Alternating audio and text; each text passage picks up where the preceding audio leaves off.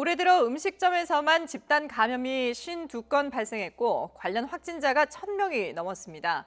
마스크 착용이나 좌석 간 거리 두기가 제대로 지켜지지 않은 점이 감염 확산의 이유로 꼽히고 있습니다.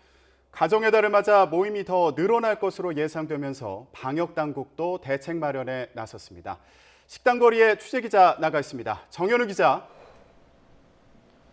네, 서울 홍대 거리에 나와 있습니다.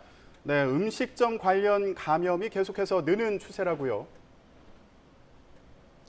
네, 그렇습니다. 제가 나와 있는 이곳 홍대 거리 아침 시간이라서 꽤나 붐비지는 않지만 식사 시간이면은 인파가 몰리는 곳입니다. 식당에서는 마스크를 벗어야 하는 데다가 점심시간이나 저녁시간 사람이 몰릴 때면 이용자들의 테이블 간의 거리두기도 제대로 이루어지지 않는 곳입니다.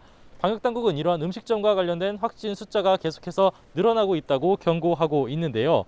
음주가 허용되는 일반 음식점과 그 밖의 휴게 음식점을 모두 포함해 집단 감염이 발생한 건수는 지난 1월부터 종합하면 모두 52건입니다.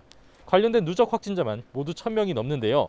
매달 나오는 집단 감염 건수와 관련 확진자 숫자는 크게 늘어나고 있습니다. 특히 지난달엔 누적 환자 숫자가 560명으로 지난 3월의 2배로 한꺼번에 늘기도 했습니다.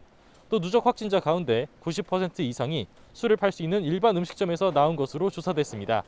해당 통계를 공개하면서 방역당국은 누적 확진자가 57명까지 나온 경기 하남시 음식점과 관련된 역학조사 결과를 설명하기도 했는데요. 모임 참가자 등 손님이 음식점에서 3시간 이상 체류하면서 마스크 착용이 미흡한 채로 대화하기도 했고 환기나 이용자 사이 거리두기 그리고 소독 등이 미흡했다는 조사 결과가 나왔습니다. 중대본은 음식 섭취를 하면서 마스크 없이 대화를 나누고 감염이 번진다면서 이용 시간을 최소화하면서 먹지 않을 땐 마스크를 꼭 써달라고 당부했습니다. 방역당국은 감염 확산이 좀처럼 꺾이지 않는 가운데 가정의 달인 5월을 맞아 확진자가 크게 늘 것을 걱정하고 있습니다.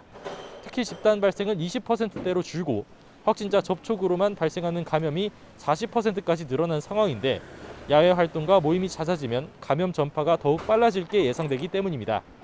정부는 고위험 시설 선제검사, 특별 방역관리 주간 연장 등을 포함한 가정의 달 방역 강화를 추진한다는 계획입니다. 지금까지 서울 홍대 거리에서 YTN 정현우입니다.